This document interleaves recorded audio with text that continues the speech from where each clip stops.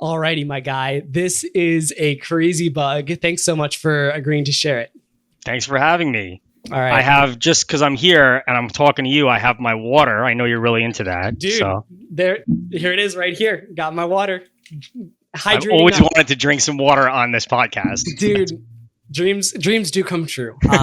Dude, this bug was amazing, and I so appreciate you reaching out, and saying the kind things about like how the pod has helped you get there. And I see you using as some of the techniques we've talked about on the pod. Absolutely.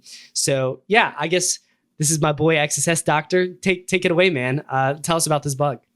So I started to hack on like a kind of a large scope bounty that I looked at it for a few days, 3 days really, until I found a couple gadgets. The first gadget I found on the main site, it's kind of an e-commerce platform, and I was looking through the local storage parameters, and I just saw one that it just said was just a JS file, a remote JS file. So I just replaced it with my own remote JS file, and it popped. So that's gadget number one. And not only did it pop, but it popped on every click of the application. Wow, dude. So you were just casually scrolling through the local storage entries? Yeah. Dude. I don't know. Sometimes I like to look at local storage. I look at window.name. Like that's like kind of some of the first things I do, like anything that I could mess with. So that was like the first thing. So I'm like, okay, if I could set this local storage parameter, I have XSS on every click.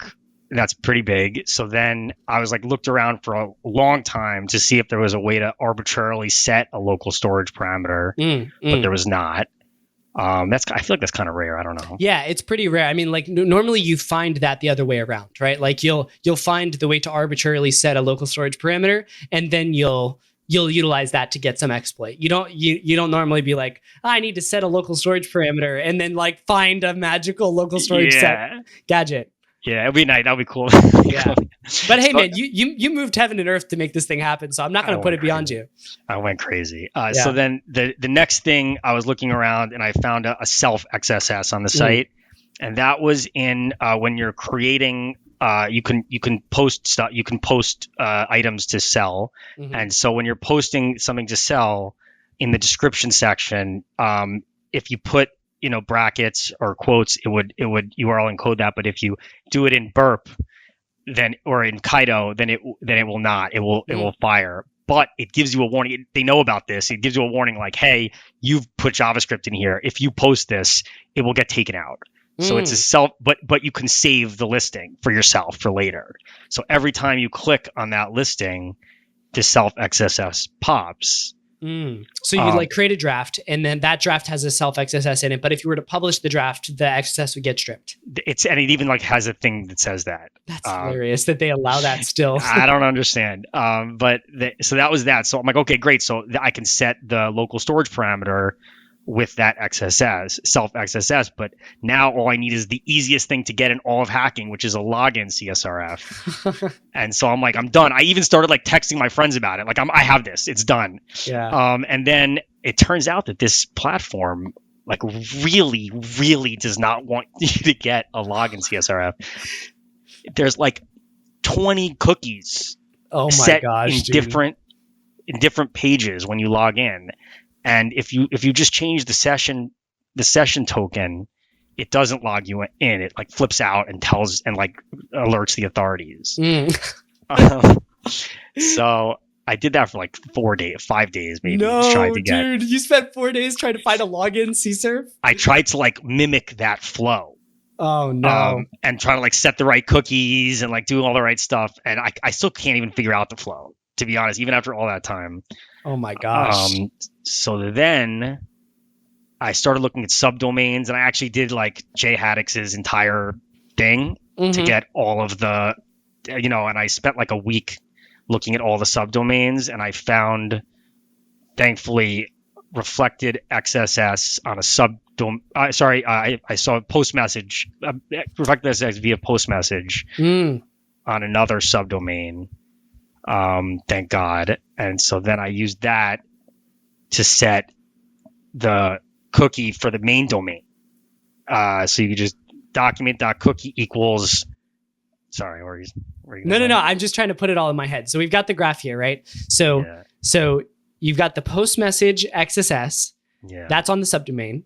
So, and because of that, you can set cookies for the whole domain, right? So then you use the document, use the post message XSS to document .cookie and set these cookies to the specific path of the self XSS, right? That's right. And then so you essentially use it as a login CSRF for the main domain. I used it as a login. And I still didn't really even understand which cookies were which. So I took all my cookies. There was my gosh. like 12 to 13 cookies, and I just set all of them to my attacker cookies. And it's finally worked after like the 12th cookie. And then I set it to a specific path, to the path of the self XSS, and then I redirected the second window to that. So then it set the local storage parameter, and then I redirected it again back to the main site where I then had the XSS. Wow. Okay, so we do have a graph on the screen for those of you that are watching on YouTube.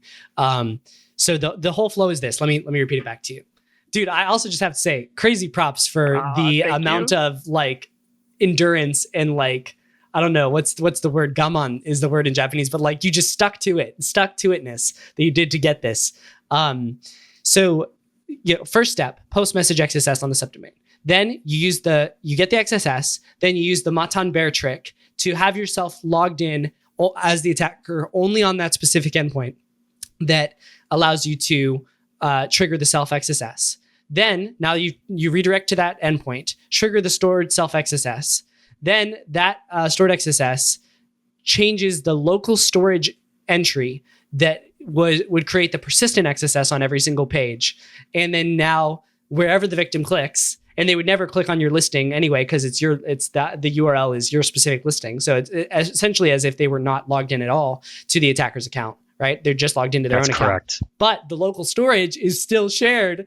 And so it pops XSS on every single page on the victim's account. That is correct. It was the greatest moment of my life. I mean, I have kids, but I think it was the greatest moment of my life. Oh my God, dude. What an amazing find. And so you built out a little lab for this as well. So thanks for that. We're actually going to drop that lab and a little explanation of the lab to the Critical Thinkers tier on Discord. So we'll go ahead and cut it here. And if you're interested in seeing the rest of it, make sure you check out the Critical Thinkers on Discord. Thanks so much.